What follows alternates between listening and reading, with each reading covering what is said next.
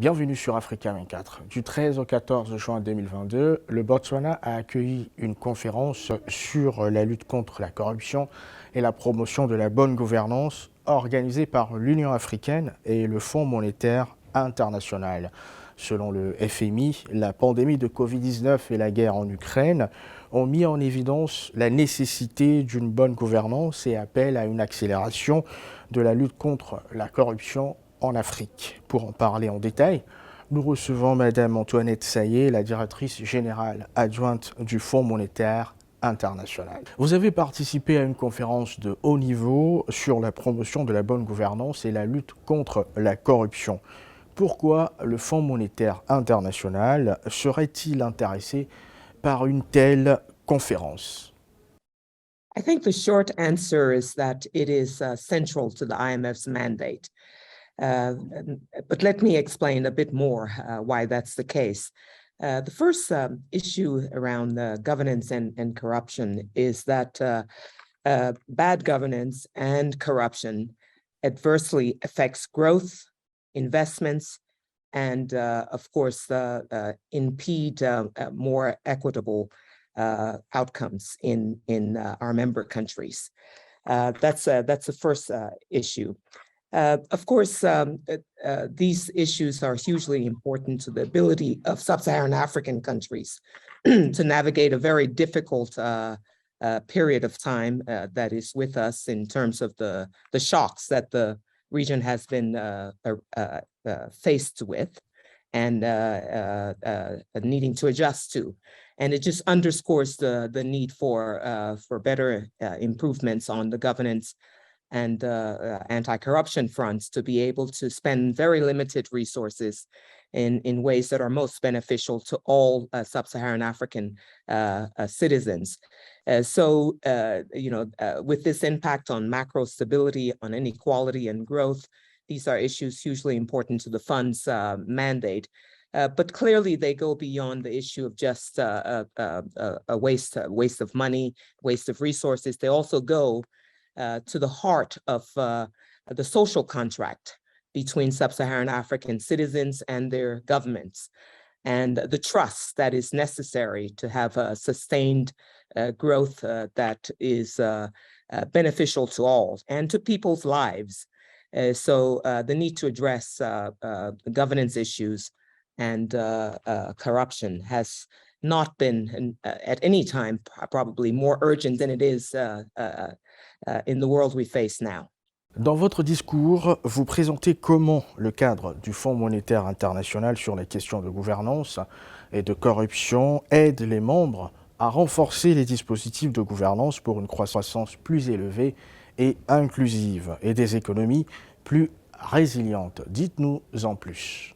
Yes, we have been implemented at the present time a new framework that was put in place in 2018, and that, of course, allows the fund to help its member countries address issues around governance and anti-corruption with a more candid dialogue around these issues and focusing on 4 core areas.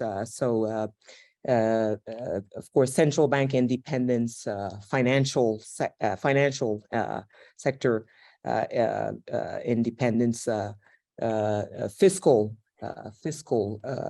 integrity, issues around fiscal transparency, the rule of law, and anti-corruption and anti-money laundering. Of course, all of those areas, very important pieces to address issues around governance and transparency, governance and corruption. Of course, we start by looking at individual country cases and country circumstances to make sure that the frameworks that are available and that are being pursued by them are appropriate to addressing the causes of bad governance and corruption problems in their economies. We've certainly sought to give policy advice to our member countries around those areas, as well as technical assistance and training that we also provide, and that enables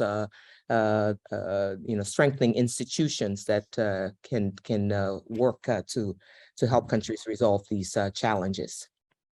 Depuis 2020, le monde est confronté à une crise économique due à la pandémie de Covid-19. Comment le Fonds monétaire international a-t-il aidé les pays membres africains à résister à la pandémie de Covid-19 et à rationaliser l'approche visant à fournir un financement rapide pour sauver des vies et des moyens de subsistance tout en demandant aux pays membres de s'engager à conserver les recettes?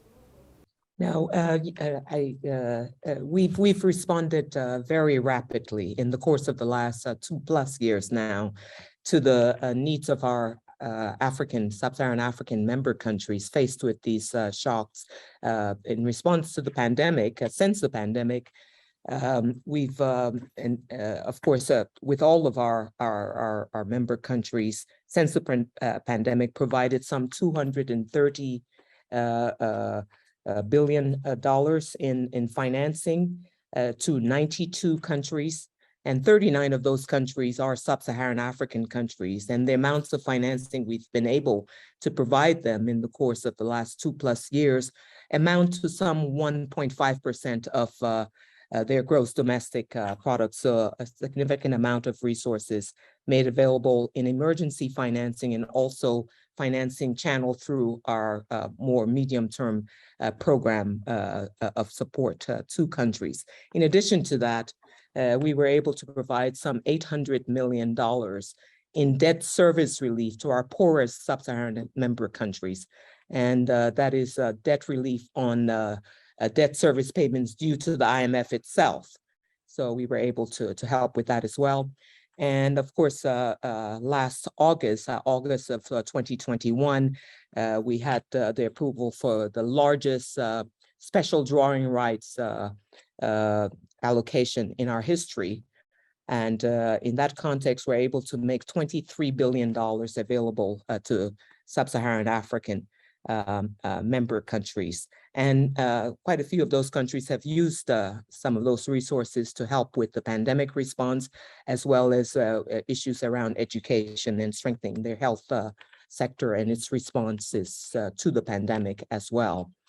In addition to that, of course, the fund has been supporting the efforts made by the G20 at a common framework to approach debt restructuring for countries that are in need of debt restructuring. And unfortunately, that has been a slower process than is desirable. And we've certainly worked very hard to propose ways of potentially accelerating the provision of debt restructuring through that framework by a number of reforms that we've encouraged. And for the 3 countries that are now that have applied for the common framework, and those countries being Chad, Ethiopia, and Zambia, we very much hope that we can start to see an acceleration of efforts there. So those are the ways we've responded in terms of financial support and debt relief that may be necessary for some countries. And as you mentioned, of course, we did this in the context of wanting to make sure that those resources provided at a very, very needy time for our member countries in sub-Saharan Africa were used most effectively. And in that context, countries that received financing, especially emergency financing, made a number of commitments on the safeguards side to make sure that resources were appropriately spent and reported upon and accounted for. So committing, for example, to having audits of spending in response to the pandemic done, and publishing the results of those audits.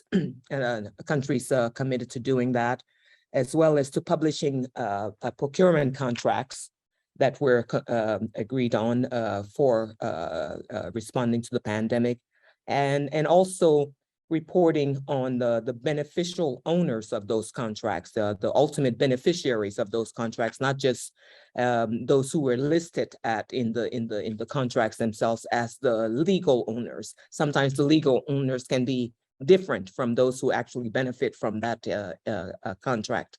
So all of those were commitments countries made around taking emergency financing in particular, that they are now implementing.